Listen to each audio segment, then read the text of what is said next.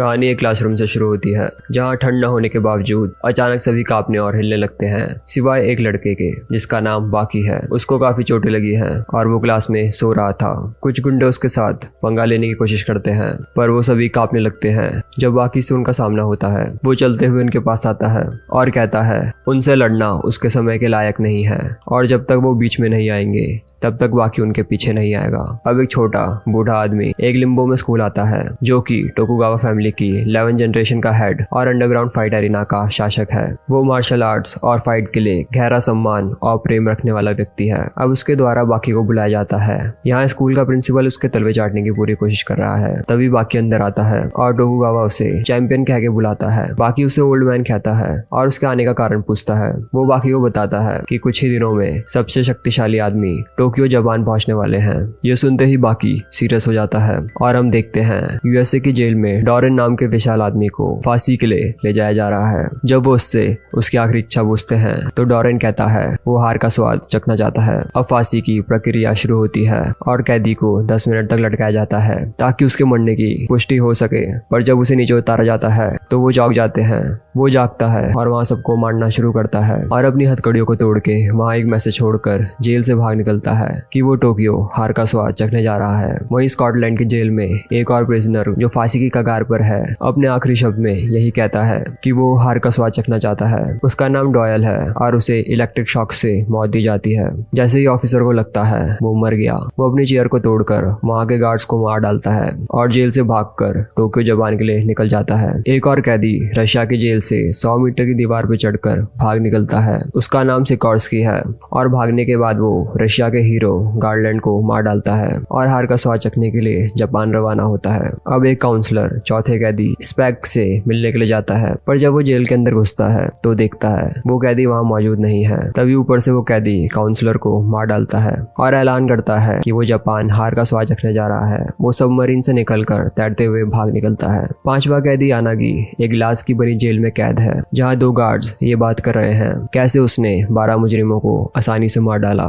जिस ग्लास में वो कैद है वो इतना मजबूत है कि उसे रॉकेट से भी नहीं तोड़ा जा सकता। यानागी खड़ा होता है और चलते हुए किनारे आकर ग्लास में अपना हाथ रखता है और एक छोटा सा वैक्यूम प्रेशर बना के ग्लास को तोड़ डालता है और गार्ड्स को मारकर टोक्यो हार का स्वाद चखने के लिए निकल जाता है। टोकुगावा बताता है कि ये 5 आदमी हाईली स्किल्ड फाइटर्स हैं और वो जापान बाकी के लिए आ रहे हैं और ये जंग अंडरग्राउंड मार्शल आर्ट्स और क्रिमिनल मार्शल आर्ट्स के बीच होने वाली है। अब एक पार्क में रॉबिन्सन जो कि एक किक बॉक्सिंग चैंपियन है अपनी प्रैक्टिस कर रहा है। डॉयल उसे देखता है और उसकी तरफ न्यूज़पेपर फेंकता है जिससे उसके चेहरे पे कट लग जाता है। रॉबिन्सन डॉयल का कॉलर पकड़ने की कोशिश करता है लेकिन उसकी सभी उंगलियां उसके कॉलर में मौजूद रेजर से कट जाती हैं। फिर डॉयल उसकी गर्दन को अपने कोहनी में लगे रेजर से कट कर देता है। अब जिन पुलिस को बाकी ने पहले डराया था वो कुछ गैंग्स मेंबर्स को बाकी से फाइट करने के लिए कहता है। अब उनमें से एक बाकी को पार्क में लड़ने के लिए बुलाता है। बाकी उसका ऑफर मान लेता है और अपने हाथ में लगे प्लास्टर को सिर्फ अपने मसल फ्लेक्स करके तोड़ डालता है। अब एक आदमी हाथ में बड़ा सा हथियार लिए बाकी की तरफ उसे मारने के लिए बढ़ता है पर बाकी के डराने धमकाने से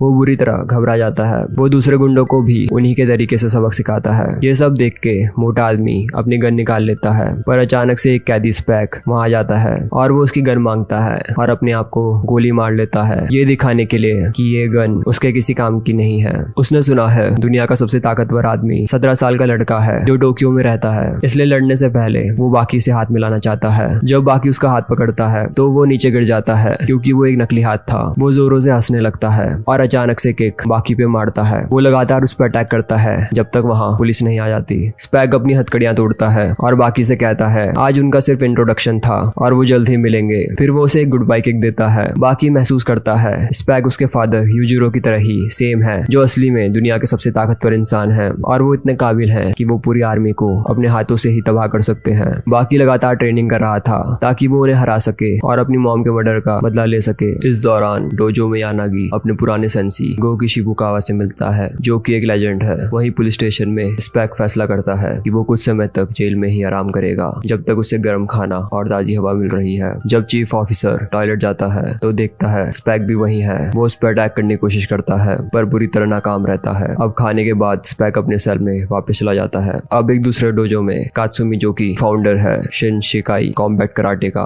और रेत्सु जो कि चाइनीज कैनपो फाइट का दिग्गज है, वहाँ अचानक से डोरेन आ धमकता है और मास्टर डापो को ढूंढता है जो कि कात्सुमी के फादर हैं। कात्सुमी पहले उसे अपने शूज उतारने को कहता है। डोरेन अपने शूज कात्सुमी की तरफ फेंकते हुए एक किक उसको मारता है। वो फिर से कात्सुमी को पकड़ता है और उसका गला दबाने की कोशिश करता है, पर कात्सुमी डोरेन के फेस में किक मार के खुद को बचाता है। डोरेन उसके गले की तरफ एक लकड़ी का टुकड़ा फेंकता है और वहां से जाने लगता है, लेकिन रेत्सु उसे रोक देता है और उस पर अटैक करता है। डोरेन अल्कोहल निकाल के पीने लगता है और कहता है वो दोबारा प्रॉपर फाइट में मिलेंगे और वहां आग लगा के गायब हो जाता है और रेत्सु गुस्से से आग बबूला हो जाता है। अब स्कूल में बाकी अपना फिटनेस टेस्ट दे रहा है। वो इतनी ताकत से भागना शुरू करता है जिससे ग्राउंड में एक बड़ा होल बन जाता है। लॉन्ग जंप में वो लाइन से भी दूर जंप करता है। बाकी ने 15 पुलअप्स इतनी तेजी से किए किसी ने उन्हें देखा भी नहीं और सोचा कि वो उन्हें किए बिना ही नीचे उतर गया। जब टीचर बाकी को ऐसा फिर से करने के लिए कहता है, वो अपनी ताकत से बार को खुद ही तोड़ डालता है। टीचर उससे कहता है कि वो टेस्ट में फेल हो जाएगा क्योंकि उसने 1500 मीटर रेस के लिए एक भी एक्सरसाइज ढंग से नहीं की है। बाकी एक शर्त रखता है, अगर उसने वर्ल्ड रिकॉर्ड तोड़ दिया तो क्या उसका टीचर उसे पास करेगा। टीचर कहता है अगर उसने ऐसा कर दिया तो वो उसे परफेक्ट स्कोर देगा। बाकी अपनी शर्ट उतारता है और उसकी मसल्स देख के हर कोई सोचता है उसने स्टेरॉइड्स लिए हैं। बाकी भागना शुरू करता है और तुरंत ही सबसे आगे निकल जाता है। वो 400 और 800 मीटर का रिकॉर्ड भी तोड़ डालता है, लेकिन जैसे ही वो 1000 मीटर की लाइन पे पहुंचता है, बाकी इमेजिन करता है कि उसने बहुत सारा भार उठा रखा है जिससे उसकी स्पीड कम हो जाती है, क्योंकि बाकी ने हमेशा स्ट्रेंथ के लिए ट्रेनिंग करी ना कि पावर के लिए। लेकिन टीचर उसे फिर भी पास कर देता है। उसी रात कांजी अपने स्टूडेंट को टोकुगावा से इंट्रोड्यूस करता है जो कि फॉर्मर जूडो वर्ल्ड चैंपियन है। वो बड़ी बड़ी बातें करता है कि वो किसी भी जगह फाइट कर सकता है अगर कोई कहे रेडी टू गो। सिकॉर्स्की पीछे से आता है और कहता है रेडी गो। वो तुरंत ही उस आदमी को अपने मुक्कों से धराशायी कर देता है। वो कहता है अगर किसी को भी फाइट शुरू करने के लिए कहना पड़े वो असल में फाइटर नहीं है। अब बाहर कांजी सिकॉर्स्की पे अटैक करने की कोशिश करता है, लेकिन उसके द्वारा बुरी तरह पीटा जाता है। टोकुगावा उसे अपने साथ अंडरग्राउंड एरिना में ले जाता है जहाँ दूसरे 4 कैदी भी मौजूद होते हैं। टोकुगावा ने उन्हें नहीं बुलाया था, लेकिन वो उस एरिना में भारी मात्रा में खून को सूंघते हुए आए थे। अब हर कोई अपने जापान आने का कारण बताता है जो कि हार का स्वाद चखना है। टोकुगावा फैसला करता है वो उनकी विश पूरी करेगा और वो पिछले टूर्नामेंट के टॉप 5 स्ट्रॉन्गेस्ट फाइटर्स को वहां बुलाता है जो बाकी डापो, गोकी, रित्सु और हानियामा है। डापो रिचिको गॉड ऑफ वॉर के नाम से भी जाना जाता है। हानियामा जापान का सबसे बेस्ट स्ट्रीट फाइटर के साथ हानियामा गैंग का लीडर है। टोकुगावा बताता है पिछला टूर्नामेंट जो कि दुनिया का सबसे बड़ा और अत्याधुनिक टूर्नामेंट था उसका विनर बाकी है और बाकी के बाद दूसरे 4 टॉप फाइटर्स हैं। वो 5 कैदी हार का स्वाद चखना चाहते हैं और टोकुगावा को यकीन है इन 5 आदमियों के अंदर ऐसा करने की स्ट्रेंथ है। सारे फाइटर्स इस बात पे सहमत होते हैं कि वो रिंग में फाइट नहीं करेंगे बल्कि उनकी असल जिंदगी में करेंगे जो कि फाइट करने का असली रूप है। कोई भी किसी भी समय किसी के लिए भी आ सकता है और यहाँ कोई भी रूल नहीं होंगे और इसी के साथ फाइट शुरू होती है। डापो डोरेन के साथ जाता है क्योंकि वो उसके साथ हिसाब बराबर करना चाहता है जो उसने कात्सुमी के साथ किया और रित्सु भी वहाँ डोरेन से लड़ने पहुंच जाता है। डापो डोरेन के फेस पर एक जोरदार किक मारता है, लेकिन वो डापो पे आग से अटैक करता है। वो अपने आप को आग से बचाने के लिए हैंड रोटेशन डिफेंस टेक्निक का यूज करता है। इस दौरान कांजी सिकॉर्स्की के पास अपने 2 आदमियों को भेजता है ताकि वो उसका बदला ले सके। वो उसे बांधकर अपने साथ डोजो ले जाते हैं। जब डापो अपना बचाव आग से करता है, डोरेन पतली तारों से उसका पूरा हाथ काट डालता है। डापो अपनी चोट पे प्रेशर डाल के ब्लीडिंग को रोक देता है। डोरेन उसे ऑफर देता है कि वो हार मान ले, लेकिन डापो कहता है जब रोज की तरह वो अपनी उंगलियों को ट्रेन कर रहा था तब उसे काफी फ्रैक्चर आए थे जिस वजह से वो कभी अपनी पूरी ताकत यूज नहीं कर पाया, लेकिन अब वो अपनी उंगलियों के बिना पूरी जान से उस पर हमला कर सकता है और वो एक करारा पंच उस पर मारता है और गायब हो जाता है। वहीं डोजो में कांजी सिकॉर्स्की पे गोलियां चलाता है, लेकिन इसका उस पर कोई असर नहीं दिखता क्योंकि उसने बुलेट प्रूफ वेस्ट पहनी है। सिकॉर्स्की तुरंत ही कांजी के साथियों को पीट डालता है। ये देख कांजी डर जाता है और सरेंडर कर लेता है, लेकिन सिकॉर्स्की उस पर रहम नहीं खाता और उस पर अटैक करने लगता है क्योंकि वो इस बात पे भड़का हुआ था कि वो कितना स्वार्थी है जो सिर्फ अपने बारे में सोच रहा है और अपने साथियों का बदला नहीं ले रहा है। वो कांजी को बुरी तरह धोकर वहां से चले जाता है। अब अगले दिन बाकी काजुई के साथ डेट पे जाता है जो कि उसके लैंडलॉर्ड की बेटी है। चलते हुए कुछ आदमी उन्हें घेर लेते हैं और बाकी से उसके सारे पैसे मांगते हैं, लेकिन वो उन्हें घूर कर ही डरा देता है। अब डेट के बाद दोनों पार्क में वॉक करते हैं, लेकिन स्पैक वहां आ जाता है और वो बाकी से लड़ने के लिए तैयार है। अब जब बाकी डेट में होता है तब स्पैक जो कि उन कैदियों में से एक है बाकी से लड़ने के लिए आता है, लेकिन हानियामा उसे घसीटकर दूर ले जाता है। स्पैक उसके फेस पे किक मारता है और पूछता है क्या उसे गुस्सा आया कि नहीं। हानियामा कुछ भी नहीं कहता और अपना सूट उतार देता है। उसकी बॉडी बहुत ही ज्यादा मस्कुलर और लड़ाई के निशानों से भरी थी और उसकी पीठ पे एक बहुत बड़ा टैटू भी है जो कि ओटोकोडाची टैटू टैटू है। ये एक ट्रेडिशनल टैटू है जो हानियामा फैमिली के हेड को मिलता है। अब पास में हानियामा कहता है ये टैटू अभी पूरा नहीं हुआ है, भले ही आर्टिस्ट ने अपना काम पूरा कर दिया हो।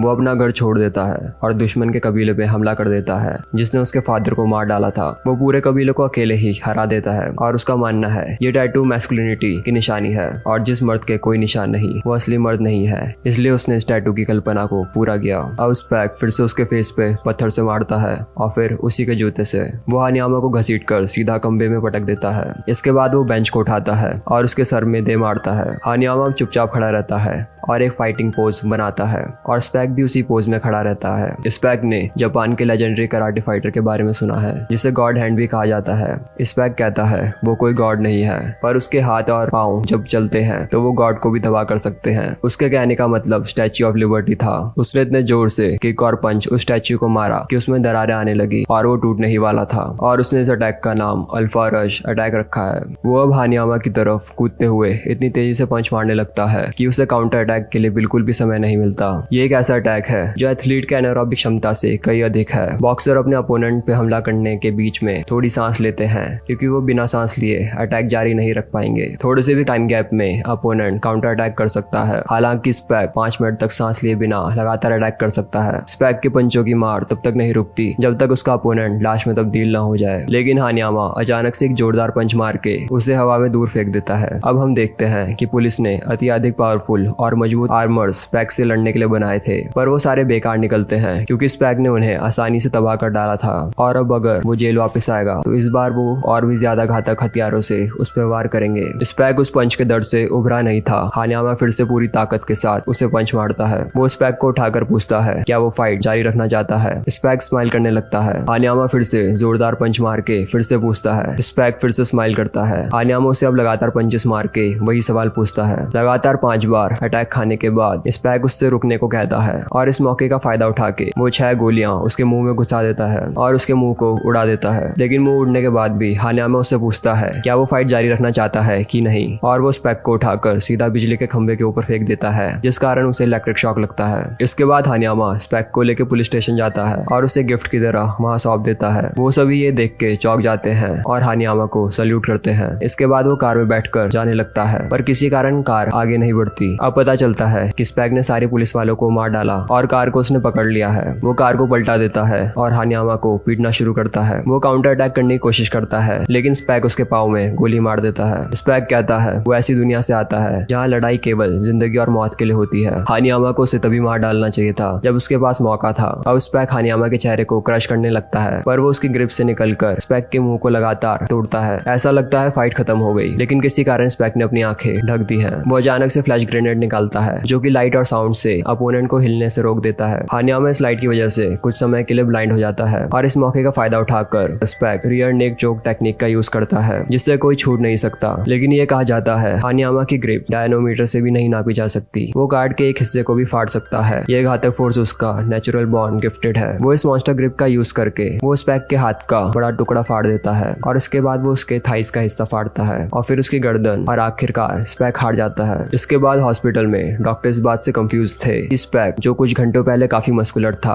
अपनी सारी मसल खो चुका है। वो 50 साल का दिखता था लेकिन असल में उसकी एज 97 साल थी। इस तरह की घटना का कोई ऑफिशियल रिकॉर्ड मौजूद नहीं है, लेकिन एक आदमी था जिसका नाम ट्रेजर हंटर जैक था। उसे एक सनकैन शिप मिली जिसकी तलाश वो 30 सालों से कर रहा था, जहाँ 200 से भी ज्यादा ट्रेजर मौजूद थे। बाद में पता चलता है 40 साल का हेल्दी दिखने वाला ये आदमी असल में 88 साल का है। जब उसकी ड्रीम आखिरकार पूरी हुई तो उसने उसे जिंदा रखने वाली इकलौती चीज को खो दिया जो कि उसकी विल पावर थी। और डॉक्टर को लगता है स्पैक के साथ ऐसा ही हुआ होगा, शायद उसने अपनी लाइफ का पर्पस पूरा कर लिया होगा। इसके बाद बाकी स्कूल में टेस्ट दे रहा है जहाँ उसने सिर्फ अपना नाम ही लिखा है। टीचर उसे समझाता है कि दुनिया दिमाग की ताकत से चलती है, ना कि मसल की ताकत से। इंसान जितना मर्जी तेज भाग ले वो बाइक से आगे नहीं निकल सकता। वो चाहे जितना भी ताकतवर हो वो कार को नहीं उठा सकता, ना ही कोई तैर के मोटर बोट से आगे निकल सकता है। बाकी कहता है वो कुछ लोगों को जानता है जिन्होंने वाइल्ड बीस्ट को हराया है। टीचर इस बात से इनकार करता है और कहता है यहाँ तक कि उसेन बोल्ट भी इस क्लासरूम में नहीं कूद सकता जो कि 2 फ्लोर ऊपर है। ये कहने के बाद डॉयल क्लासरूम के अंदर कूदकर घुसता है जो कि 2 फ्लोर ऊपर है। डॉयल कहता है वो बाकी से लड़ने आया है क्योंकि उसने देखा उसका टीचर उसे डांट रहा है। बाकी उसे शुक्रिया कहता है और डेस्क को डॉयल के फेस पे दे मारता है और फिर क्लासरूम से कूदकर वो स्कूल के बैक साइड चले जाता है क्योंकि अगर वो लड़ता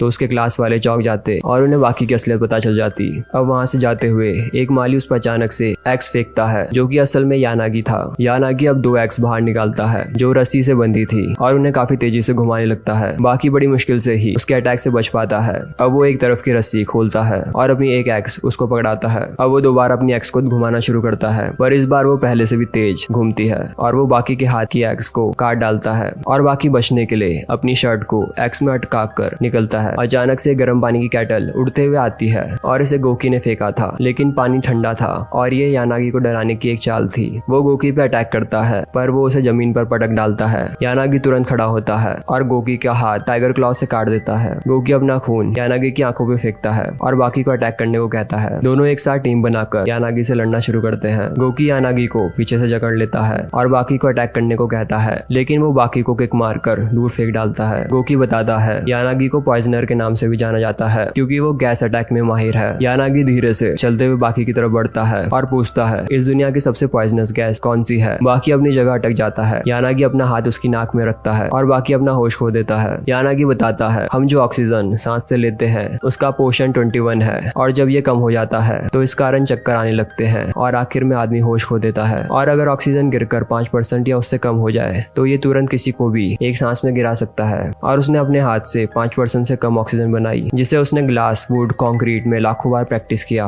और आखिर में उसने वैक्यूम टेक्निक क्रिएट करी। अब वो वैक्यूम प्रेशर बना के दीवार को तोड़कर दिखाता है और पुलिस के आने पर वहाँ से भाग निकलता है। बाकी अब होश में आता है और बताता है वो हार गया। जब इस बात का पता टोकुगावा को चलता है, जिसे बाकी की काबिलियत में सबसे ज्यादा भरोसा था, वो रोने पे मजबूर हो जाता है। तभी वहाँ डोरेन आ जाता है, जिसने वहाँ के गार्ड्स को पहले ही मार डाला और अब वो पेट्रोल की मदद से वहाँ आग लगाने वाला था। लेकिन तभी वहाँ कात्सुमी आके उस पर अटैक कर देता है, जो कि वहाँ अपना बदला लेने आया था। वो किक मार के पेट्रोल की बाल्टी डोरेन पे गिरा देता है और फिर उस पे आग लगा देता है। डोपो कात्सुमी के इस काम की तारीफ करता है, पर वो उसे सलाह देता है कि लड़ाई के दौरान उसे हथियारों के बजाय अपने हाथों का यूज करना चाहिए, क्योंकि अगर वो हथियारों का यूज करेंगे तो वो अपनी डिग्निटी खो देंगे। इसके बाद डोरेन को होश आता है और वो डोपो से लड़ने जाता है, लेकिन काटो जो उसका मेंटर था वहाँ आके उसे रोकता है। पहले वो डोरेन को जमीन पर गिराता है और फिर वो उसका कान काट देता है, पर डोपो को ये तरीका पसंद नहीं आता। अब जब वो बात कर रहे होते हैं, डोरेन अपनी मेटल से भी ज्यादा मजबूत तार निकाल कर कात्सुमी और काटो को जकड़ लेता है, लेकिन डोपो उसे एक ही झटके में काट डालता है। उसे महसूस होता है कि उसके बाद जीतने का कोई मौका नहीं है। डोरेन अपने मुंह से ग्रेनेड निकालकर वहाँ सब कुछ उड़ा देता है और बच निकलने में कामयाब होता है। काटो डोरेन का पूरा टाइम पीछा करते हुए उसके हाइड आउट में पहुंचता है। लड़ने से पहले डोरेन टूटी हुई बोतलों को अपनी मुट्ठी के चारों ओर ढक लेता है। इसके बाद भी काटो उस पर अटैक करता है और वो रहम की भीख मांगने लगता है, और आखिर वो पता चलता है ये एक हिप्नोसिस है जो डोरेन ने उस पर करा था। अब वो अपनी पतली तारों से उसको काट डालता है। अब रेत्सु को उसकी बॉडी पंचिंग बैग के अंदर मिलती है और काटो को तुरंत ही हॉस्पिटल ले जाया जाता है। कात्सुमी फैसला करता है वो अब उसे छोड़ेगा नहीं, इसलिए वो अपने स्कूल के स्टूडेंट्स को डोरेन को पकड़कर लाने के लिए कहता है। वो तुरंत ही उसको ढूंढ लेते हैं और पास के एक अम्यूजमेंट पार्क ले जाते हैं, जहाँ सब उसका पहले से इंतजार कर रहे थे। उसका सामना सेंडो से होता है, जो कि काटो का क्लासमेट था। उसका साइज और मसल मास डोरेन के बराबर था। डोरेन वहाँ से भागकर उसे रोलर कोस्टर की तरफ ले जाता है, जहाँ वो फाइट करते हैं और ये लड़ाई काफी मुश्किल हो जाती है, क्योंकि सेंडो अपना बैलेंस नहीं संभाल पाता। उसे डोपो का सिखाया हुआ स्टैंस याद आता है, जिसमें नाविक अनस्टेबल बोट में लड़ाई के दौरान यूज किया करते थे। सेंडो स्टांस का यूज करके उस पर कई सारे अटैक करता है, जिस कारण डोरेन उसे लेकर ऊपर से कूद जाता है और गिरने से पहले ही डोरेन ने पतली तार को खंबे में फंसा दिया था, जिस कारण उसके गिरने की गति कम हो गई। पर सेंडो गिरने की वजह से बुरी हालत में पहुंच गया था। ये देख के कात्सुमी वहां आता है और उसके पीछे डोपो और रेत्सु भी आते हैं। अब पता चलता है डोरेन और रेत्सु ने एक ही स्कूल से मार्शल आर्ट सीखी है और रूल के मुताबिक वो एक दूसरे के साथ नहीं लड़ सकते, इसलिए डोपो डोरेन के साथ लड़ने का फैसला करता है। अब ये पता चलता है जब डोपो ने अपना हाथ खोया था तो वो डॉक्टर के पास गया था, जिसने उसका ऑपरेशन करके उसके हाथ को सिल के वापस जोड़ दिया। अब दोनों लड़ना शुरू करते हैं। डोपो इतना ताकतवर हो गया था जिस वजह से डोरेन उस पे हिप्नोसिस यूज करता है। हालांकि हिप्नोसिस में होने के बावजूद भी वो उसके अटैक को ब्लॉक कर पा रहा था और ये सब उसके बैटल एक्सपीरियंस का नतीजा था। इसलिए भ्रम में भी वो डोरेन के अटैक को इमेजिन कर पा रहा था। वो उसे इतना मारता है कि वो डर महसूस करने लगा था। वहीं काटो व्हीलचेयर में वहाँ पहुंचता है। वो खड़ा होकर इस फाइट को एक झटके में ही खत्म करता है। अब हॉस्पिटल में डॉक्टर को ये पता चलता है डोरेन की कलाई में एक छोटा सा बॉम्ब अटैच है, जिसे हिट करने पर बड़ा धमाका हो सकता है। अब डोपो जब घर पहुंचता है तो देखता है वहाँ सब तहस नहस हो रखा है और उसी उसी समय डॉरेन की कलाई डोपो के चेहरे को हिट करते हुए विस्फोट होती है और धमाके के कारण उसके चेहरे को बुरी तरह नुकसान पहुंचता है। अब रास्ते में उसका सामना रैत्सू से होता है, जो एक जोरदार पंच मार के डॉरेन को हार का स्वाद चखा देता है। इसके बाद बहुत सारे पुलिस गार्ड्स रैत्सू के साथ डॉरेन को हॉस्पिटल ले जा रहे होते हैं, पर अब उस पे निगरानी रखने के लिए किसी की जरूरत नहीं थी, क्योंकि उस जोरदार पंच की वजह से उसका दिमाग पूरी तरह हिल गया था और वो बच्चों की तरह बर्ताव करने लगा था और बार बार कैंडी की मांग कर रहा था। वहीं सिकोर्स्की काजुई के रूम में घुसकर उसे ये वादा करता है अगर वो चिल्लाएगी नहीं तो वो उसकी मॉम को कोई नुकसान नहीं पहुंचाएगा, पर वो मदद के लिए बाकी का नाम चिल्लाती है और उसी समय बाकी वहां आकर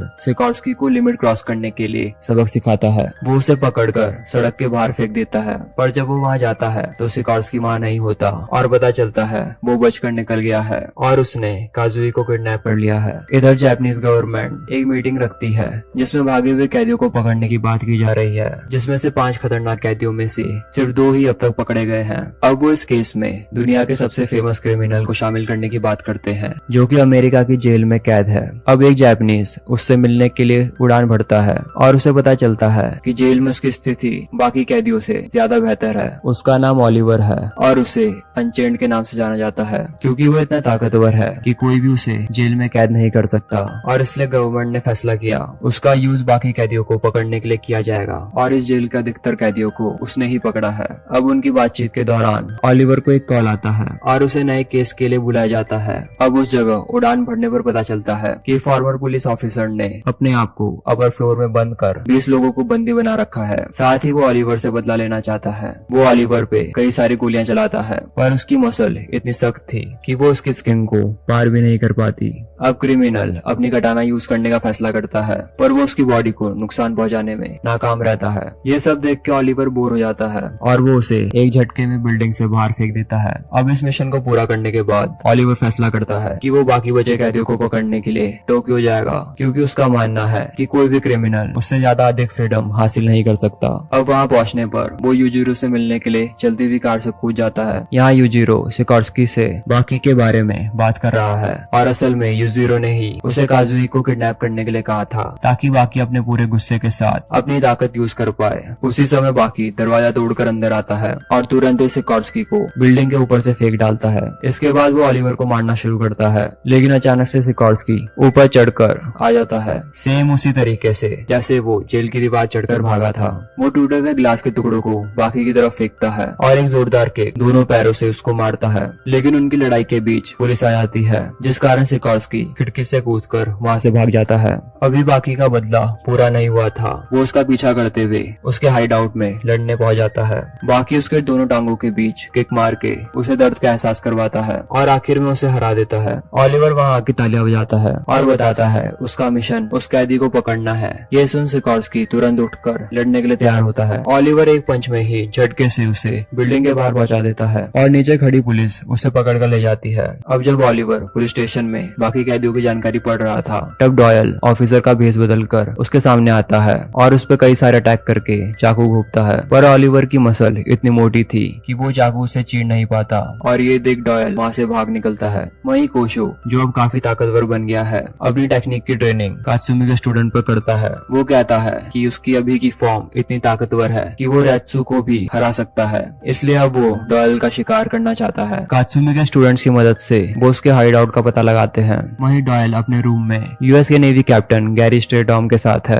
और वो उसे बता रहा है कि उसके पास कोई लड़ने की काबिलियत नहीं है, इसलिए उसने अपने हर जॉइंट्स पे ब्लेड्स ऑपरेशन की मदद से लगवाई है। तभी कोशो अंदर आके उस पर अचानक से अटैक करता है। वो बार बार उसके गले में अटैक कर उसे जमीन में गिरा देता है। कोशो उसके करीब जाता है और डॉयल अपने हाथ में लगे बटन को प्रेस कर उसकी जॉ तोड़ देता है। कोशो एक बार फिर लड़ने के लिए आगे बढ़ता है, लेकिन इस बार डॉयल बटन प्रेस कर उसका मुंह उड़ा देता है, जिस कारण उसे हॉस्पिटल ले जाया जाता है। वहाँ कोशो का भाई कुरेहा उसको देखने आता है, जिसने जैक हानमा की हाल में ही लिम्स की सर्जरी की थी, जिस वजह से उसकी हाइट 20 सेंटीमीटर बढ़ गई और वो काफी ताकतवर बन गया। वहीं रैत्सू गलती से एक स्टोर की लिफ्ट में डॉयल से मिलता है। वो लड़ने के लिए सही जगह चुनते हैं और एक बार में जाते हैं। रैत्सू जानता था कोशो को हराने के लिए डॉयल ने बटन का यूज किया, इसलिए वो फैसला करता है वो पीछे नहीं हटेगा। वो कुनाई का यूज करता है। पहले वो उसकी बाई आंख को ब्लाइंड करता है और फिर उसकी पूरी बॉडी में ढेर सारी कुनाई से अटैक करता है है। डॉयल वहाँ से जान बचा के भागने लगता है पर रेत्सु से पकड़ लेता है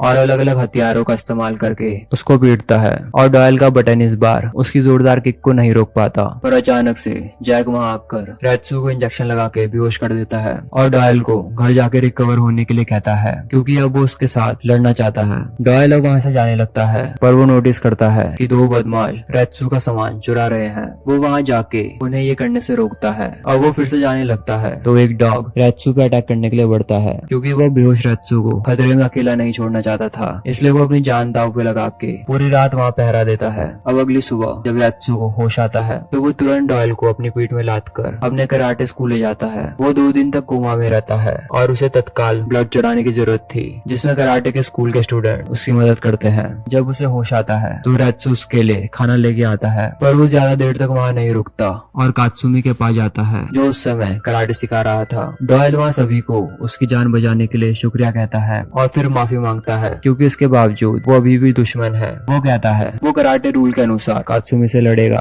पर इसके उलट वो फायर सूट पहनकर वहाँ आग लगा देता है और जब वो वहाँ से जाने लगता है उसे रास्ते में डोगो मिलता है। दोनों एक खाली मैदान में जाते हैं जहाँ वो लड़ना शुरू करते हैं। डोगो की ताकत कहीं अधिक थी और डॉयल बुरी तरह हार जाता है। अब जब उसकी आँख खुलती है तो वो पाता है कि वो कराटे स्कूल में है जिसकी आग को भी बुझाया गया था। कात्सुमी उसे लगातार मारने लगता है जब तक वो अपनी हार कबूल नहीं लेता, लेकिन डॉयल हार नहीं मानता भले ही वो बार बार मार खाकर अपना होश खो देता है और अंत में कात्सुमी अपना जोरदार पंच उसके चेहरे पे मारकर उसका मुंह तोड़ डालता है और वो अपना होश खो देता है। अब जब डॉयल जागता है तो एक स्टूडेंट बताता है कि कात्सुमी ने इस लड़ाई को न जारी रखने का फैसला करा है, इसलिए उसने खुद ही हार मान ली है। अब अगली सुबह कात्सुमी के दरवाजे के बाहर डॉयल है जिसने अपनी हार स्वीकार कर ली है। इस दौरान बाकी और काजुई अपनी जवानी का भरपूर मजा ले रहे थे। वो दोनों अकेले में और समय बिताना चाहते थे लेकिन यानागी आके उनका समय खराब करता है क्योंकि उसे लड़ने का यही मौका सही लगा। काजुई लड़ाई में मदद करने का ऑफर करती है पर बाकी को उसकी मदद की जरूरत महसूस नहीं होती क्योंकि वो जानता था उसके पास अब प्रोटेक्ट करने के लिए लड़की है, जिस वजह से वो और भी ज्यादा ताकतवर हो गया है। यानागी उसे छू भी नहीं पाता जिस वजह से वो अपना फाइटिंग स्टाइल बदलता है और अपने दोनों हाथों को हल्का कर लहराने लगता है और बाकी के पांव, हाथ और कंधे पे अटैक कर उसकी मसल फाड़ देता है। हालांकि पता चलता है यूजुरो ने उसे एक बार ये टेक्निक सिखाई थी और ये फाइटिंग स्टाइल सिर्फ लड़कियों और बच्चों के खुद के बचाव के लिए बनी है और ये मर्दों को कभी यूज नहीं करना चाहिए। इसके बाद बाकी इस टेक्निक को समझाता है और आखिर में उसके हाथ को पकड़कर ये लड़ाई खत्म करने लगता है। पर उसी समय सिकोर्स्की वहाँ आ जाता है जो कि जेल से भागकर सिर्फ बाकी से बदला लेने आया था, पर दोनों मिलकर भी बाकी की नई ताकत का सामना नहीं कर पाते और ये मुकाबला देखने हानियामा भी वहाँ आता है और इस बात को मानता है कि काजुई ने बाकी को ताकतवर बनाया है। बाकी उन्हें पूरी तरह तोड़ सकता था लेकिन वो ये फाइट जारी नहीं रखता और काजुई को उठाकर वहाँ से चले जाता है। अब वहीं कात्सुमी डॉयल की भागने में मदद करता है। वो अपने परिचित के शिप में उसे ले जाता है और उसे दोस्ती के तौर पे कराटे सिखाता है और ब्लैक बेल्ट देख के उसे अलविदा करता है। लेकिन शिप में उसे यानागी मिलता है जो उसे खत्म करने का फैसला करता है क्योंकि उसने अपनी शान और मर्यादा खो दी है। दुश्मन से दोस्ती करके वो उस पे हमला करके पहले उसकी आंखों की रोशनी छीन लेता है जिस वजह से डॉयल लड़ नहीं पाता और अपनी जान बचाने के लिए वो शिप से कूद जाता है। वहीं जैक सिकोर्स्की को ढूंढ फाइट के लिए चुनौती देता है। वो फाइट एक टेलीफोन बूथ के अंदर करते हैं क्योंकि सिकोर्स्की का मानना है जैक का साइज इस जगह उसके लिए डिसएडवांटेज होगा। शुरू में ऐसा ही होता है पर धीरे धीरे जैक की ताकत इतनी बढ़ जाती है कि वो उसकी काफी धुनाई करता है। बेहोशी की हालत में सिकोर्स्की को अंडरग्राउंड एरिना में ले जाया जाता है जहाँ वो अपनी लड़ाई जारी रखते हैं। जैक उसे दीवार की तरफ पटक देता है और उसे एहसास होता है कि उसके जीतने का अब कोई मौका नहीं है, इसलिए सिकोर्स्की एक नोकीली स्टिक का इस्तेमाल करने का फैसला करता है। पर जैक की बॉडी काफी मजबूत थी। फिर वो उसकी तरफ कील फेंकता है पर जैक अपने दांतों से उसे पकड़ लेता है। अब इस लड़ाई से जैक बोर हो जाता है इसलिए वो दूसरे फाइटर गाया को मैदान में भेजता है जिसकी काबिलियत अपने सराउंडिंग की चीजों का इस्तेमाल करना थी। वो सैंड उठा के सिकोर्स्की को अटैक करता है जिसमें पुराने फाइटर्स के टूटे हुए दांत मौजूद थे। वो सैंड को हवा में फेंकता है और हर जगह धूल का बादल बन जाता है जिस कारण सिकोर्स्की उसे देख नहीं पाता और कई सारे अटैक खाता है। गाया फैसला करता है वो सिकोर्स्की को हद से ज्यादा डर का एहसास कराएगा। वो उसको ब्लाइंड कर हर 10 सेकंड में एक जोरदार वार करता है। इस टॉर्चर को वो सहन नहीं कर पाता और उसे डर महसूस होने लगता है और आखिर में वो हार मानकर दया की भीख मांगता है। अब यानागी का सामना मोटोप से होता है जो जिउजुत्सु का मास्टर है और 7 तरह के हथियार चलाने में माहिर। वो लड़ना शुरू करते हैं। मोटोप पहले उसके पाँव में शॉट घोंपता है फिर उसके मुंह में बुरी तरह चोट पहुंचाता है और आखिर में वो उसके पॉइजनस हाथ को काट डालता है। वो वो यानागी से पूछता है क्या उसे अपनी हार स्वीकार है, और अचानक से वहाँ यूजिरो आके दखल देता है। वो मोटाप की शॉट को अपने एक हाथ से तोड़कर यानागी की तरफ झुककर कहता है वो ये लड़ाई हार चुका है। हालांकि यानागी इस बात को नहीं मानता। वो कहता है ये वो खुद लड़ाई से फैसला करेंगे कि कौन हारा है और कौन जीता है। और तभी वहाँ गोकी भी आ पहुंचता है। अब यानागी अपनी हार नहीं मानना चाहता था, इसलिए लड़ाई का रिजल्ट यूजिरो खुद घोषित करता है और यानागी को एक झटके में खत्म कर डालता है। वहीं एक माउंटेन में ओलिवर डॉयल को ढूंढ लेता है। वो उसकी आंख की तरफ देखता है और कहता है वो ब्लाइंड पॉइजन की वजह से हुआ है जो यानागी के हाथों में था। और इस बात की पुष्टि लैब में होती है कि ये पॉइजन सबसे खतरनाक है। और बदकिस्मती से यानागी से फाइट के दौरान बाकी इसकी चपेट में आ गया और अब वो हद से ज्यादा कमजोर हो गया है और उसे हॉस्पिटल ले जाया जाता है, जहाँ कुरेहा बताता है इसका कोई इलाज नहीं है और अब बाकी के पास कम समय बचा है। बाकी उस हॉस्पिटल से भाग जाता है और वो काजुई के साथ अपने परिचित एंडो के यहाँ पहुँचता है जो कि माउंटेन में रहता है। उसका मानना है अगर पॉइजन नेचुरल स्टेट में बना है तो सिर्फ एंडो ही उनकी मदद कर सकता है। एंडो सारी हर्ब्स का यूज कर उसके लिए मेडिसिन तैयार करता है और हर कोशिश करता है कि उसकी हालत जल्दी से ठीक हो सके। पर वो काजुई को बताता है कि उन्होंने आने में देर कर दी है और अब इस बात की ज्यादा संभावना है कि बाकी अब बच नहीं पाएगा। अब रेत्सु वहाँ बाकी की मदद करने के लिए पहुँचता है और उससे मिलने पर बाकी को एक पंच मारता है। अब वहाँ हेलीकॉप्टर पहुँचता है जिसमें चाइनीज बाहर आते हैं। वो बाकी को उठाकर अपने साथ चाइना ले जाते हैं। अब एक जगह मोहम्मद अली अपने साथियों के साथ दौड़ लगा रहा है पर उसके साथी एक एक करके गायब होने लगते हैं और सिर्फ मोहम्मद अली ही अकेला बचता है। यूजिरो मोहम्मद के सामने आता है। मोहम्मद अली जिसका फाइटिंग स्टाइल कभी डिफेंसिव नहीं था, जिंदगी में पहली बार डिफेंस में आता है क्योंकि उसके हाथ अपने आप ही उस पोज में आ जाते हैं। वो यूजिरो पे अटैक करता है पर एक भी पंच उसे छू नहीं पाता और फिर यूजिरो कहता है मोहम्मद एक बॉक्सर बिल्कुल भी नहीं है। अपनी फाइट्स के दौरान वो अलग तरीके से लड़ता है और उसका फाइटिंग स्टाइल मार्शल आर्ट जैसा ही है और वो चाहता है कि वो उसका प्रदर्शन करे। मोहम्मद एक बार फिर उस पर अटैक करता है और इस बार वो कामयाब होता है। अब पता चलता है यूजिरो उससे लड़ना नहीं चाहता बल्कि वो उसकी काफी इज्जत करता है क्योंकि उसने पुराने दिनों में ब्लैक होने के बाद भी माइनॉरिटीज के राइट्स के लिए लड़ाई लड़ी। उसने पूरे स्टेट से फाइट करी सिर्फ दूसरों के राइट्स की रक्षा करने के लिए, जिस वजह से यूजिरो उसका काफी सम्मान करता है। मोहम्मद उससे पूछता है उसका असल में गोल क्या है, जिसके जवाब में वो कहता है वो इतना ताकतवर बनना चाहता है कि वो अकेला दुनिया की पूरी आर्मी को अपने हाथों से हरा दे। ये सुनने के बाद मोहम्मद उससे विनती करता है कि वो उसके बेटे अली जूनियर से मिले। उसका यकीन है कि उसका बेटा एक दिन उसका सपना पूरा करेगा और Mohammad Ali mix martial arts में परफेक्ट होगा। बाकी अब चाइना पहुंच चुका है। जब वो उठता है तो उसे पता चलता है रेत्सु ने उसके लिए राइताई टूर्नामेंट में हिस्सा लेने का इंतजाम किया है क्योंकि उसे भरोसा है कि जीत ही बाकी की बॉडी को हील कर सकती है। चाइना में कुछ ही लोगों के पास काइयो का टाइटल है और 100 सालों में एक बार ये टूर्नामेंट सबसे ताकतवर फाइटर का चुनाव करता है। इसमें भाग लेने के लिए बाकी को सबसे पहले उनके सबसे ताकतवर कुंफू स्टूडेंट से लड़ना होगा। बाकी बुरी हालत में होने के बावजूद भी अपनी काबिलियत दिखाता है। जब फाइटर उस पर अटैक करता है तो वो उसके वार को डॉज करता है और उसे हवा में लिफ्ट करता है और वापिस जमीन पर रख देता है। चाहे उसका अपोनेंट कितना भी उसे मारने का प्रयास करे वो उसे आराम से उठाता है और वापस नीचे रख देता है और आखिर में बिना एक भी चोट खाए उसका अपोनेंट हार मान लेता है,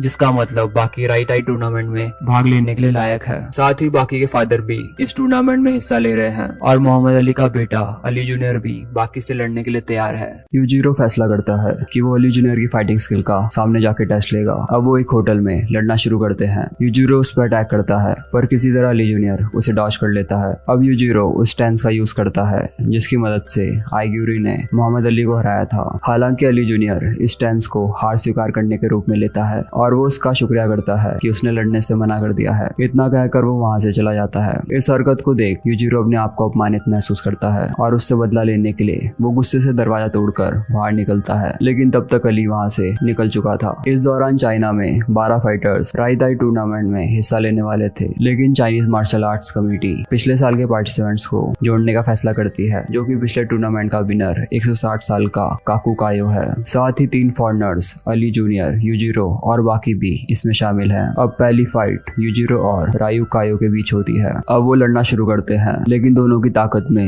इतना ज्यादा अंतर था कि यूजिरो अपने सिर्फ एक हाथ से ही उसका चेहरा अलग कर देता है। ये देख के रेत्सु अपने मास्टर का बदला लेने के लिए आगे बढ़ता है, लेकिन रायू इतना ज्यादा दर्द में होने के बाद भी लड़ाई जारी रखना चाहता था। लेकिन इस बार यूजिरो उसके चेहरे पे जोरदार किक मार के उसको नॉकआउट कर देता है। अब रेत्सु बाकी को बताता है उसका अगला ओपोनेंट ली है, जिसके चाइना में सबसे खतरनाक पॉइजनस हैंड है और वो काफी किस्मत वाला है जो उसकी पहली फाइट उससे है। ये सब सुन के काजुई रेत्सु को एक मतलबी और अहंकारी आदमी कहती है और उस पर जमकर वार करती है, लेकिन बाकी उसे गले लगाकर रोक लेता है और भरोसा दिलाता है कि वो ये फाइट जरूर जीतेगा। अब बाकी हंसते हुए फाइट शुरू करता है और तुरंत ही अपने अपोनेंट के चेहरे पर किक मारता है, लेकिन हमले के दौरान वो उसके पॉइजनस हाथ को छू लेता है, जिस कारण पॉइजन उसकी बॉडी में घुस जाता है। अब इस परिस्थिति से बाहर निकलने के लिए बाकी पॉइजन को चूस के पाँव से बाहर निकालता है, जिसके बाद वो अपने अपोनेंट पे दोबारा वार करता है। यूजिरो वहाँ ये फाइट देखने के लिए आता है और कहता है बाकी जल्द ही ली को हरा देगा।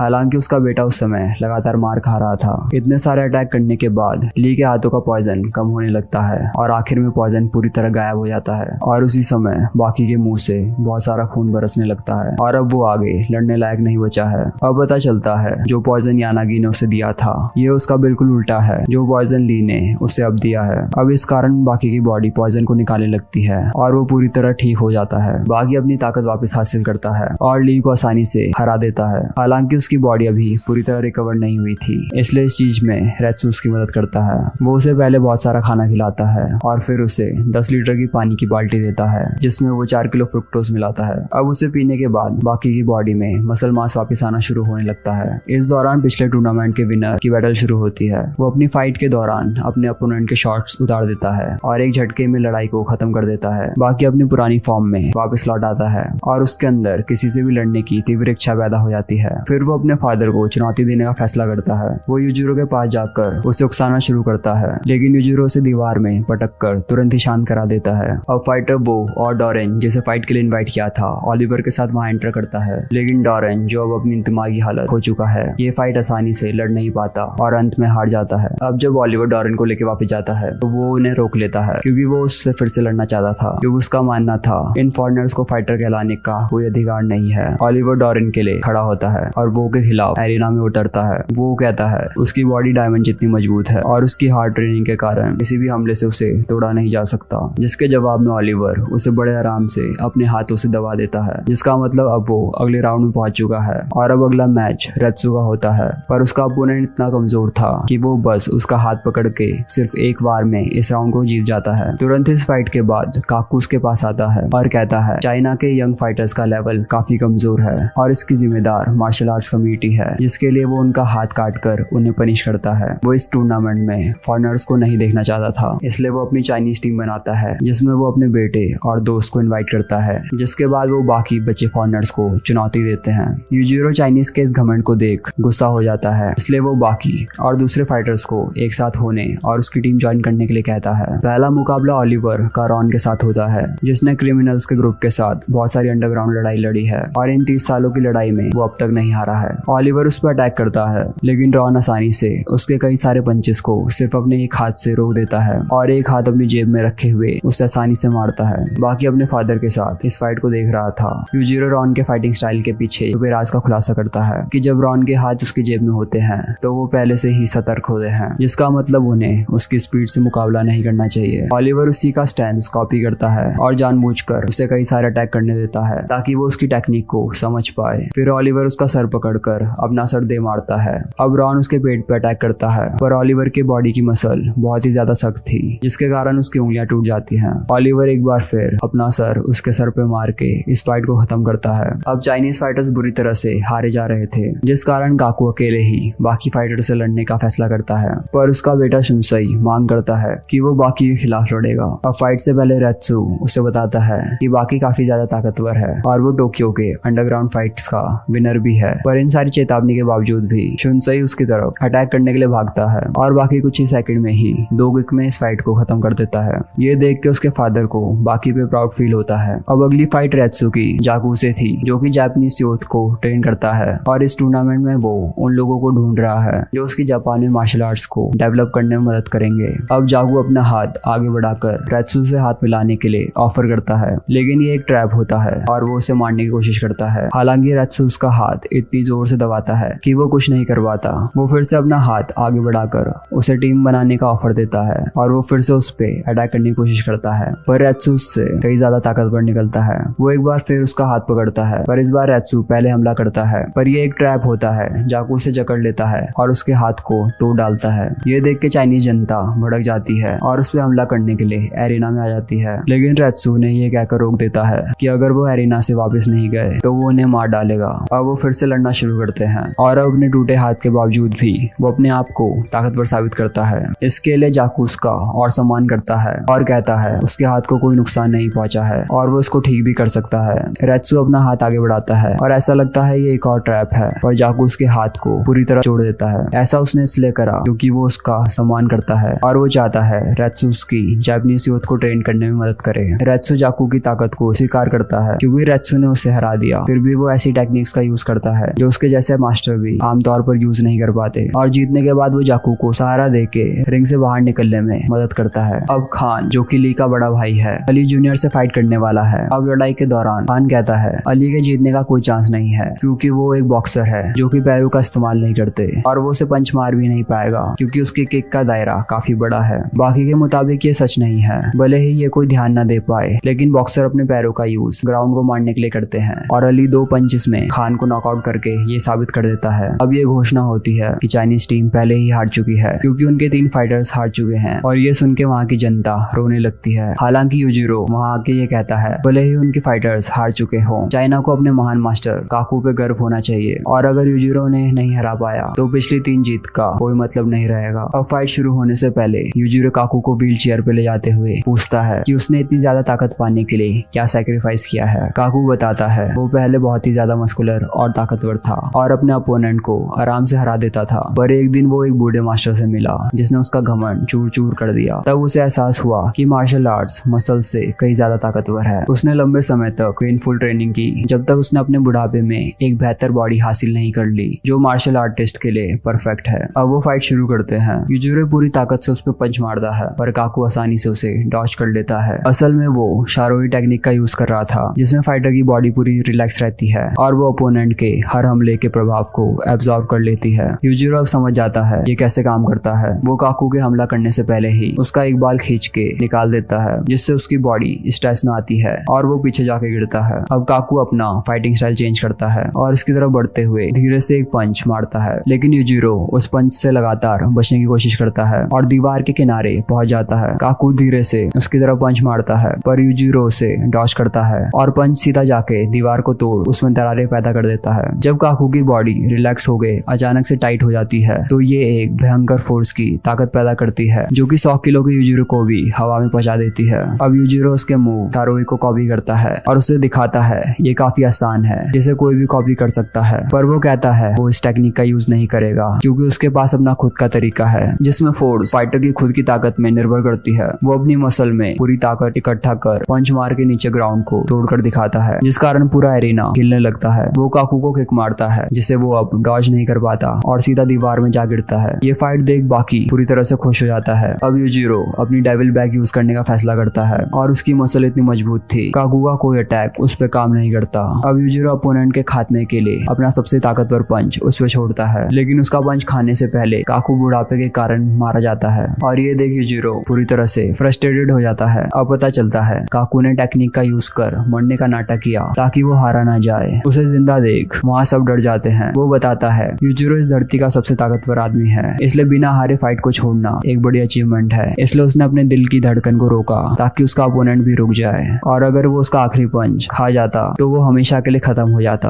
अब टूर्नामेंट के खत्म होने के बाद यूजिरो एरिना में जाता है और वहाँ उसे काकू मिलता है जो उसे कहता है कि वो इस मुकाबले का असली विनर है और वो उसे चैंपियन का टाइटल देता है। राई टूर्नामेंट खत्म होने के बाद बाकी और उसके साथी घर वापस लौटते हैं। बाकी अब ट्रेनिंग के दौरान अली से टकराता है जो उसे फाइट के लिए चुनौती देता है, लेकिन वो मना कर देता है क्योंकि वो फाइट सिर्फ सबसे ताकतवर मार्शल आर्टिस्ट बनने के लिए नहीं कर रहा, वो बस अपने फादर से बदला लेना चाहता है। लेकिन अली उससे किसी भी कीमत में लड़ना चाहता था, इसलिए वो हर मुमकिन कोशिश करता है ताकि बाकी को वो लड़ने के लिए उकसा सके। इसलिए सबसे पहले वो उसकी गर्लफ्रेंड को डेट के लिए इनवाइट करता है और वहाँ उसे प्रपोज करता है और कहता है वो बाकी की वाइफ नहीं है, इसलिए वो उसे बार बार कैफे में डेट के लिए इनवाइट करेगा जब तक वो उसे हाँ नहीं कर देती। अब इसके बाद वो उन फाइटर्स को हराने के लिए जाता है जिनका बाकी सम्मान करता है। सबसे पहले वो गोकी को एक पंच में बेहोश करता है। इसके बाद वो डोपो को चुनौती देता है। वो अपना परफेक्ट डिफेंस यूज करता है पर अली उसे डॉज कर लेता है और जवाबी हमले में उसे नॉकआउट कर देता है। काजुई बाकी को बताती है अली उसे बार बार डेट कर प्रपोज करने की कोशिश कर रहा है तो उसे क्या करना चाहिए, जिसके जवाब में बाकी कहता है ये उसका काम है कि वो हर मुमकिन कोशिश करेगा काजुई के साथ रहने का, पर वो किसे चुनती है ये काजुई के ऊपर निर्भर करता है। अब इसके बाद अली जैक से लड़ता है पर वो उसे पूरी तरह पीट डालता है। अली बार बार लड़ने के लिए उठता है पर वो जैक का मुकाबला नहीं कर पाता। अब अगले दिन वो काजुई को चोट लगी हालत में डेट करता है पर गोकी वहाँ बदला लेने आता है और अली को अपने साथ पार्क ले जाता है। वो लड़ना शुरू करते हैं। अली को लगता है वो पिछली बार की तरह उसे हरा देगा पर गोकी उसकी उंगलियों को पकड़कर उसे पेट की तरफ पटक देता है और वो ऐसा लगातार करता जाता है और अपना बदला पूरा करता है। अब अली और भी बुरी हालत में होता है पर वो सिंपिंग करना नहीं छोड़ता। काजुई ये देख कहती है वो एक बेवकूफ है। अब इस बार उनकी डेट के बीच डोपो आता है जो उसे लड़ाई के लिए चुनौती देता है। लड़ाई से पहले अली कहता है वो बूढ़े आदमी पे दया नहीं करेगा ताकि वो रोते हुए उससे दया की भीख मांगे। हालांकि उसकी हवाबाजी वहीं निकल जाती है जब डोपो के सर में पंच मार के वो अपना हाथ तुड़वा बैठता है। वो बार बार उसके वीक स्पॉट में अटैक कर उसकी इतनी बुरी हालत कर देता है कि अली आगे लड़ नहीं पाता और आंसू से बढ़ जाता है। अब अली के फादर मोहम्मद अली अपने बेटे से मिलने के लिए आते हैं। मोहम्मद अली जो बुरी तरह से बीमार है वो 5 सालों से ट्रेनिंग कर रहा है ताकि वो अपने बेटे से फाइट कर सके क्योंकि अली ने ही उसे उसके पूरे करियर में नॉकआउट करा था। लेकिन अली अपनी हालत की वजह से लड़ने से मना कर देता है। लेकिन मोहम्मद उसे उकसाना शुरू करता है जिस कारण वो लड़ने को तैयार होता है पर तुरंत ही वो हार जाता है। अब पता चलता है मोहम्मद को पहले से ही पता था कि वो लगातार 4 फाइट हार चुका है और वो उसे सीख देना चाहता था। अली ने हर मुमकिन कोशिश कर ली है जो वो कर सकता था इसलिए वो हार मान ले और अपने को टॉर्चर न करे। लेकिन अली कहता है हार ने उसे और मजबूत बना दिया है क्योंकि उसके अपोनेंट बूढ़े होने के बावजूद भी अपनी स्किल को लगातार बेहतर कर रहे हैं इसलिए वो बार बार उनसे हार नहीं सकता। अब टोकुगावा वहाँ आता है जो मोहम्मद अली का फैन है। वो बताता है दुनिया के अंडरग्राउंड एरिना फाइटिंग होने वाली है और बाकी ने उसकी चुनौती स्वीकार कर ली है और वो अली के साथ लड़ने को तैयार है। अब अली ये सुन अपनी ट्रेनिंग शुरू करता है। अब उसके फादर उसके पास आकर कहते हैं कि बाकी सिर्फ एक ही परिस्थिति में उसके साथ लड़ेगा अगर अली एरिना में अपनी परफेक्ट शेप के साथ उतरेगा। ये सुनते ही अली की बॉडी तुरंत ही तेजी के साथ रिकवर होने लगती है। अब दूसरी तरफ मोहम्मद अली और यूजिरो आपस में अपकमिंग फाइट के बारे में बात कर रहे हैं। मोहम्मद पूछता है उसका बेटा कितना ताकतवर है जिसके जवाब में यूजिरो कहता है वो भी परफेक्ट नहीं है पर इसके बावजूद भी वो इस दुनिया में सबसे ताकतवर है। वहीं अब अली काजुई से मिलकर वादा करता है वो बाकी को जरूर हराएगा और उसका दिल जीतेगा। अब फाइट का दिन आता है और अली के सामने यूजिरो वहाँ खड़ा होता है। वो कहता है भविष्य में बाकी उसके फादर पे जरूर अटैक करेगा भले ही वो सिर्फ अभी 18 साल का है पर वो बहुत कुछ करने में सक्षम है। उसी समय बाकी भी उनके पास आता है और यूजिरो उन्हें तब तक लड़ने के लिए कहता है जब तक कोई एक अपनी जान न गवा दे। अब फाइट शुरू होती है। बाकी एक पंच में उसे जमीन में गिरा देता है। अब अली खड़ा होता है तो बाकी कहता है वो उसका किस तरीके से खात्मा करेगा। वो अपनी लोअर बॉडी की ताकत का टेस्ट उस पे कर अटैक करता है और उसकी गर्दन को पूरी ताकत से जकड़ चोक करने लगता है। अचानक से मोहम्मद वहां आकर बाकी को पंच मार के रोकता है क्योंकि अगर वो बीच में नहीं आता तो बाकी उसे जान से मार डालता। लेकिन बाकी मोहम्मद की इस हरकत पर गुस्सा नहीं होता क्योंकि लेजेंड का पंच खाना उसके लिए शान की बात है और असल में वो अली को मारने ही वाला था। अब इस जीत के बाद बाकी यूजिरो को चुनौती देता है ताकि वो इस कहानी को खत्म कर सके। अब यूजिरो अपने बेटे को एक काबिल अपोनेंट कहता है और वो अब बाकी का शिकार करेगा और इनाम के रूप में उसे खा जाएगा। फाइट के बाद अली दर्द से बुरी तरह फुट फुट के रोता है और काजुई उसकी हालत देख उसे गले लगा के दिलासा देती है। अब बाकी के सारे दोस्तों को ये खबर मिलती है कि वो अपने फादर से लड़ने वाला है इसलिए वो उसकी फाइट की तैयारी को देखने के लिए आते हैं। अब वहाँ सब ये पहचान लेते हैं कि बाकी अब बच्चा नहीं रहा। अब वो एक सबसे ताकतवर शख्स और दूसरे फाइटरों से काफी अलग है और बाकी की ट्रेनिंग का लेवल अब बिल्कुल ही अलग लेवल में है। अब सबको वहाँ बाकी की कल्पना दिखने लगती है जो कि यूजिरो की आखिरी थी। वहीं यूजिरो भी लड़ाई की तैयारी एक जंगली जानवर से लड़कर कर रहा है। इसके आगे की कहानी जानने के लिए चैनल को सब्सक्राइब करें। Till then peace out.